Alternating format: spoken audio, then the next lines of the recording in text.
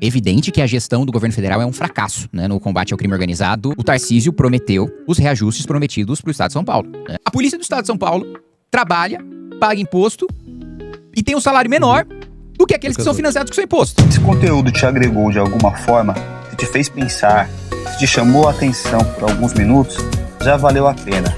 Exatamente por isso que eu te peço, se inscreve no canal, deixa um like, ativa o sininho. E o mais importante, compartilha com seus amigos, familiares e pessoas que também precisam ouvir e assistir esse conteúdo. É assim que um canal pequeno cresce, é assim que uma ideia ganha força e é assim que a gente constrói algo grande juntos. Sejam bem-vindos ao Colisão Cortes. Aqui as ideias se chocam e a verdade aparece. Tamo junto nessa e até o próximo vídeo. Fui! Bom, é uma decisão ilegal, inconstitucional e, na minha avaliação, canalha, né? Porque o Supremo, ele desrespeita a própria jurisprudência, né? O próprio Supremo reconheceu que CPI é direito de minoria na época do governo Bolsonaro, na CPI da Covid, né? E que a prorrogação era um direito automático, né? Que não existia decisão de presidente do Senado, que não existia decisão nem da própria CPI, assim. Tem um terço, uns um terço querem prorrogar, não importa nem a vontade da maioria do colegiado da CPMI, ela deveria ser prorrogada. Então, os ministros trataram de coisas que não têm nenhuma relação com a lei que trata sobre a prorrogação de CPI, né? Então, o ministro Alexandre de Moraes, por exemplo, falou... mas teve vazamentos. Tá, vamos lá. Vamos partir primeiro da premissa de que, de fato, esses vazamentos saíram da CPI. O que não existe nenhuma prova em relação a isso. Isso poderia ter saído da Polícia Federal, isso poderia ter saído do próprio Supremo, isso poderia ter saído de várias instituições. Não há razão para jogar a culpa na CPMI, não há nenhuma prova, né? O ministro Alexandre de Moraes acusa de maneira leviana. E aí, por isso, esses abusos... E aí eu achei muito curioso o ministro Alexandre de Moraes usar a palavra abuso, né? E ele julgando uma CPMI em que eu apresentei o requerimento de convocação dele, convocação da mulher dele, em que, na quebra, nós tivemos as informações que mostraram as relações do Vorcaro com Alexandre de Moraes. Ele, no mínimo, deveria se declarar suspeito, né, para julgar o caso. Já o próprio fato dele estar julgando a prorrogação da CPMI já é um abuso, né? Isso sem falar de todos os outros abusos que ele já perpetrou em relação, me lembro agora, na decisão do IOF, né, que a Câmara dos Deputados derrubou de maneira legal, constitucional, inclusive de acordo com a jurisprudência do Supremo, que diz que o plenário da Câmara é soberano para decidir sobre atos infralegais. E ele vai lá e tratorou o Congresso. Então, ele é um ministro conhecido pelos seus abusos e ele vem falar de abuso da CPMI. Então, assim, é muito claro que o Supremo tomou essa decisão só porque tem ministros do Supremo envolvidos.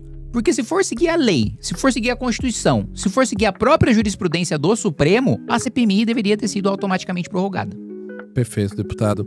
Agora eu queria voltar alguns anos no tempo, antes da gente retomar a discussão de temas atuais da política. Vou te fazer uma pergunta que eu também fiz ao Renan Santos, presidente do seu partido Missão, quando ele esteve aqui. O Bolsonaro perdeu pra ele mesmo, né? Não tem uma maioria de eleitores lulistas pra levar o Lula ao poder. O Bolsonaro, ele perdeu apoio dentro do próprio, digamos assim, reduto eleitoral da direita, no centro-oeste e no sudeste, né? Bolsonaro não perdeu porque o Lula ganhou de lavada no Nordeste. O PT sempre ganha no Nordeste. A diferença de votos estava no estado de São Paulo. Sim. No estado de São Paulo, o Jair Bolsonaro teve milhões de votos a menos. Por quê? Porque ele traiu as suas próprias promessas de campanha de sustentar o enfrentamento à corrupção. Porque se ele tivesse, assim, o primeiro ponto que a gente sempre fala, fica até cansativo, de tanto que a gente bate nisso, mas é tão importante que não dá pra não falar, a nomeação de um petista para a Procuradoria-Geral da República, que acabou não só com a Lava Jato, ele acabou com todas as operações contra a corrupção no país, ele proibiu o modelo de força-tarefa da Lava Jato. Nomeação do Bolsonaro. Tinha milhares de outros quadros do Ministério Público para ele nomear, que não fossem garantistas, que não fossem amigos íntimos de José Dirceu, que não fossem acabar com a Lava Jato. Cássio Nunes pro Supremo, tinha milhares de juristas qualificados, conservadores. Eu me lembro até na época que se ventilou o nome do Ives Gandra, alguém muito mais alinhado com a pauta da direita do que... O Cássio Nunes, ele é digamos assim, um ministro do centrão, né? Ele não tem... Primeiro que ele não tem jurisprudência, uma atuação jurídica que o elevasse ao cargo de ministro Supremo. Ainda mais um alinhamento com a necessidade da direita de colocar um freio em abusos do Supremo naquela época cometidos... contra o direito do parlamento de legislar, mas também, em algumas ocasiões, em relação ao executivo, né? E ele, no final das contas, acaba sendo refém de uma situação que ele próprio criou, né? O monstro do Supremo que a gente vê hoje, com superpoderes e com abusos muito maiores, vem do Bolsonaro. Porque se ele tivesse feito indicações diferentes pro Supremo, se ele tivesse indicado um PGR diferente, se ele não tivesse feito acordo com o Toffoli para suspender o processo do Flávio Bolsonaro, acordo com o Gilmar Mendes para suspender o processo do Flávio Bolsonaro, em troca dele ter vetado o fim das decisões monocráticas que a gente aprovou ainda em 2019, salvo engano, no Congresso Nacional, tudo isso que a gente está vendo hoje não estaria acontecendo. Vários abusos ocorrem por decisões monocráticas e tudo isso matou o espírito. As pessoas que estavam motivadas, que queriam fazer uma verdadeira revolução nesse país e matar de vez a antiga classe política que dominou o nosso país desde a redemocratização, essas pessoas ficaram desanimadas e falaram, pô, todo o nosso esforço foi para isso? Foi para esse governo? Foi para esse presidente que pegou a nossa esperança e jogou no lixo? Então, na minha avaliação, o Lula hoje é presidente em razão do governo Bolsonaro, da figura do Bolsonaro ter sequestrado a agenda de enfrentamento à corrupção. E nós temos um contexto agora, deputado, em que há o caso Masser, né, a própria CPMI do INSS tem investigações relacionadas a isso, o escândalo do INSS, efetivamente, e esses dois escândalos simultâneos, eles revelam uma teia ampla de relações ali que vão do Congresso ao STF, como o senhor mesmo mencionou na primeira resposta. Por que agora o senhor avalia, deputado, que não se reproduz um mesmo contexto de mobilização popular, de uma mobilização popular mais ampla, como houve no período Lava Jato, impeachment da ex-presidente Dilma Rousseff, no contexto atual? Eu acho que primeiro porque as pessoas estão desesperançosas, né? As pessoas estão decepcionadas de ter gasto tanta energia na época do impeachment para terminar no governo Bolsonaro e o governo Bolsonaro decepcionar, e isso faz com que muitas pessoas não acreditem que se mobilizar dá certo, resulta em alguma coisa. E resulta, né? A gente está, de fato, numa perspectiva muito desanimadora hoje e no governo Lula de uma maneira geral, na perspectiva da direita, mas não existe nenhuma realidade que não mude, não existe nenhum poder que seja perpétuo, né? E as realidades sempre mudaram, ou historicamente mudaram em regra, no mundo com grandes mobilizações populares, né? Mas as pessoas estão com uma percepção errada de que se mobilizar não adianta em nada, estão desesperançosas. Mas obviamente que eu entendo esse sentimento, porque é frustrante, de fato, né? Outro ponto, acho que tem pessoas com medo, né? Com medo de retaliações do Supremo Tribunal Federal, de responder a processos, de perseguições. Algumas pessoas já responderam, até mesmo integrantes do Movimento Brasil Livre, como a Amanda Vettorazzo, já tiveram que depor na Polícia Federal por falar que o presidente Lula é ladrão, né? Que é um, digamos assim, a esculhambação de políticos, especialmente do presidente da República, sempre foi, digamos assim, um direito garantido de todas as pessoas. Assim, quantas pessoas não xingam diariamente o Lula ou o Bolsonaro, né? E isso é do jogo, mas de repente isso passou a ser alvo de perseguição e as pessoas no mundo com grandes mobilizações populares, né? Mas as pessoas estão com uma percepção errada de que se mobilizar não adianta em nada, estão desesperançosas. Mas obviamente que eu entendo esse sentimento, porque é frustrante, de fato, né? Outro ponto, acho que tem pessoas com medo, né? Com medo de retaliações do Supremo Tribunal Federal, de responder a processos, de perseguições. Algumas pessoas já responderam, até mesmo integrantes do Movimento Brasil Livre, como a Amanda Vettorazzo, já tiveram que depor na Polícia Federal por falar que o presidente Lula é ladrão, né? Que é um, digamos assim, a esculhambação de políticos, especialmente do presidente da República. Muitas pessoas não xingam diariamente o Lula ou o Bolsonaro, né? E isso é do jogo, mas de repente isso passou a ser alvo de perseguição e as pessoas também têm receio de ir pra rua. E um terceiro elemento é que, diferente da Operação Lava Jato, que dava prisão e busca e apreensão toda semana, não existe esse mesmo ritmo de geração de fatos com o Banco Master nem com o INSS. Eu acho que a missão ela não catalisa um discurso de fadiga contra o sistema, porque catalisar parte da premissa de aumentar, né, de amplificar. Não precisa amplificar, a fadiga já é grande o suficiente, ela só precisa ser representada. As pessoas estão cansadas, as pessoas querem derrubar a maioria esmagadora da classe política, e com razão, na minha avaliação. Você colocou que tem rejeição contra o Lula, tem rejeição contra o Supremo, tem rejeição contra o Congresso. E eu digo para as pessoas, olha, a avaliação que vocês fazem do Congresso é errada, porque ela ainda é generosa demais. Eu que tô lá todo dia, acho o Congresso muito pior do que a população acha. E olha que a população já tem o quê? 80 e poucos % de rejeição ao Congresso Nacional. Eu que tô todos os dias, vejo os absurdos das coisas mais pequenas de descumprimento de regimento, as coisas maiores de ver projetos, medidas que claramente beneficiam alguns grupos de interesse sendo vendido com um discurso populista. Exemplo, o Vale Gás recentemente, né? O governo já existia um sistema em que o governo dava o dinheiro pra pessoa e a pessoa comprava o seu gás, né? E aí, eles mudam o programa para o governo fazer a entrega de gás. Isso, obviamente, atende o lobby da distribuidora, né? Qual que é o aumento de eficiência da política pública? De, em vez de eu dar o dinheiro pra pessoa e ela comprar do lugar que ela acha melhor, como ela acha mais fácil, eu ir lá contratar a distribuidora, comprar o gás pra eu entregar pra essa pessoa. foi justamente o que fracassou quando foi tentado o Fome Zero lá atrás, né? Que era justamente o governo vai lá, criava uma estrutura, comprava as coisas e entregava para as pessoas. Fracassou, por isso que foram pro Bolsa Família. Aí eles insistem numa medida fracassada, sabendo que ela é fracassada, por quê? Para colocar dinheiro no bolso de empresário amigo do governo. Né? Então, eu vejo essa... E eu me indigno e vejo isso todos os dias, todas as semanas. E aí eu entendo que completamente... O meu sentimento, acho que até é maior do que o sentimento que a população tem. Porque a minha vida é isso, né? A minha vida é ver essa desgraça todo dia de perto e ser derrotado todas as semanas. Então, eu não acho que a missão vai catalisar esse sentimento. Eu acho que a missão vai representar esse sentimento.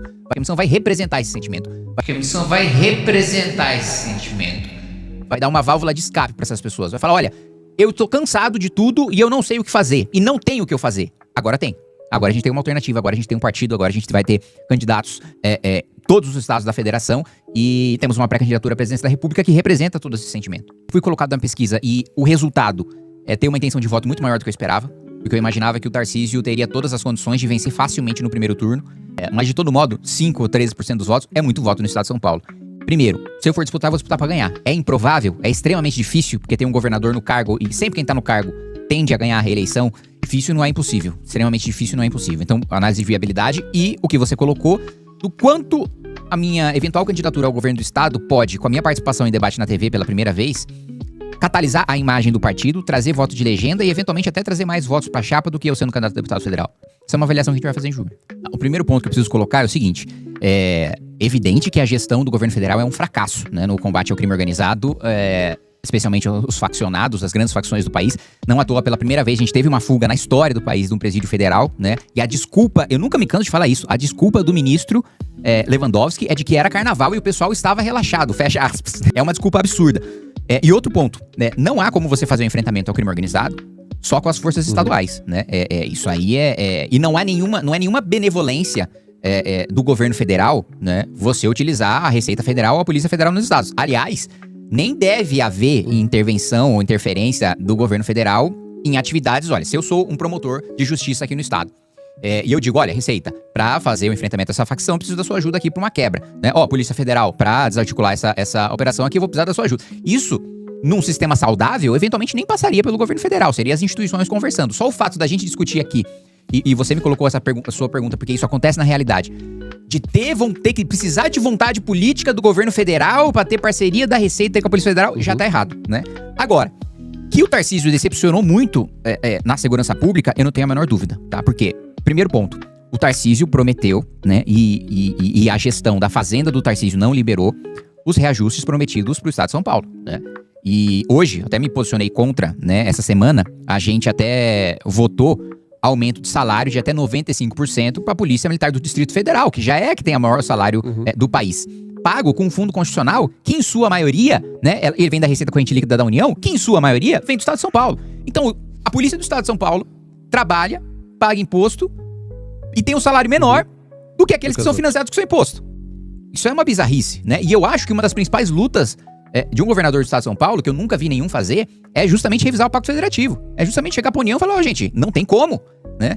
Não tem como eu mandar tanto dinheiro, já faz assim mais de 100 anos que São Paulo manda dinheiro pra União, que a União distribui pros estados mais pobres, dizendo que os estados mais pobres vão se desenvolver. Em 100 anos, os estados pobres continuam pobres e São Paulo continua sendo São Paulo, né? Com todos os seus problemas, que também é outro ponto, né? Quando falam que São Paulo é um estado rico, é um estado rico comparado com o resto do país, né? Mas São Paulo tá longe de ter índices dos países mais desenvolvidos do mundo, né? São Paulo tem um potencial muito maior a ser explorado. Então, primeiro, um descumprimento de promessa, né?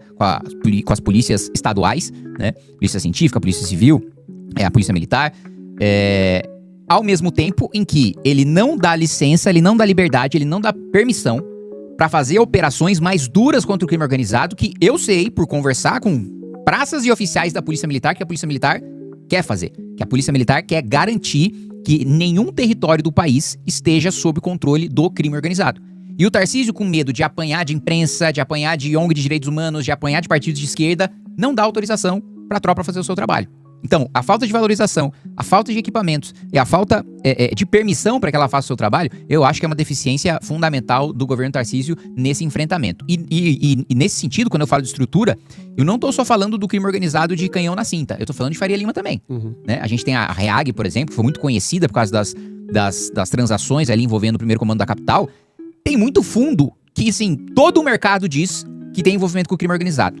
As autoridades sabem. E o governador não vai pra cima? Sim, e isso pra mim é uma deficiência grave no enfrentamento do crime organizado. Perfeito, deputado. Recentemente nós tivemos, ainda nessa discussão da segurança pública, a aprovação do PL antifacção. E nós temos alguns outros projetos que foram, inclusive do senhor, aprovado de endurecimento de pena para os crimes mais comuns, que mais assolam, né, os brasileiros, latrocínio, roubo, furto, enfim. Eu queria te ouvir sobre isso. Para a gente elevar essa discussão e efetivamente conseguir melhorar a segurança pública, o combate à violência no país, o ponto principal deve ser a alteração de Código Penal, endurecimento de penas. O senhor avalia que esse é o principal caminho? É o principal ponto. Por quê? E aqui eu vou te colocar uma coisa que é bizarra, né? Todo mundo sabe que todo mundo, enfim, que trabalha em segurança pública, que trabalha nesse sistema, nessa pauta, sabe que boa parte dos criminosos presos são reincidentes, né? É gente que profissionalmente pratica o crime, é preso e é solto e continua praticando. Daí a necessidade de a gente acabar com esse enxuga-gelo da polícia, porque tem 2 projetos. Você falou do meu projeto que foi aprovado, de aumento de pena de furto, roubo e receptação, que já tá pra sanção do presidente. Eu tô curioso pra saber como é que o Lula vai agir, porque no PL antifacção já me assustou ele ter sancionado. Porque, assim, são medidas, principalmente em relação à ocupação territorial, muito duras que o PT sempre foi contra. Aí, chegou no ano de eleição, estão vendo que segurança pública é a principal pauta, de repente tá lá, Lula contra o crime organizado. Ele que sempre, tem um famoso discurso dele de que foi só pra comprar uma cervejinha e tal, de repente, é o PL antifacção, e não foi com a redação do governo, foi com a redação do Derrite. Não foi com a redação que o governo queria, e aí o Lula sanciona. Isso já causa estranheza. E aí tem essa questão do aumento de pena, pra quem, bom, o criminoso, ele é pego. A gente sabe que ele vai continuar cometendo crimes porque ele já foi pego várias vezes. Então, vamos manter ele na prisão. Isso é questão de aumento de pena. A outra questão é desse prende e solta, do sujeito não ficar preso preventivamente, dele ficar na liberdade condicional. Aí, mesmo ele tendo 20 passagens pela polícia, como ele não tem uma condenação transitada e julgado, ele vai sendo solto, mesmo sendo pego em flagrante. Não há dúvida de que foi ele, de que houve crime, de que foi ele que cometeu o crime. Materialidade e autoria.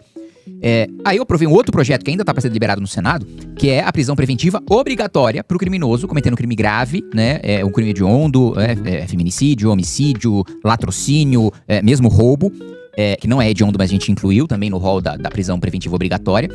E tá parado no Senado há um tempão, né? Só esse de furto, roubo e receptação, eu fiquei literalmente 1 ano, todas as semanas, indo pro Senado, enchendo o saco pra votar, né? O presidente Davi Alcolumbre até falou de forma irônica quando pautou, né? Graças à persistência, resiliência e tal, na prática ele tava fazendo um desabafo, que não aguentava mais eu enchendo o saco lá.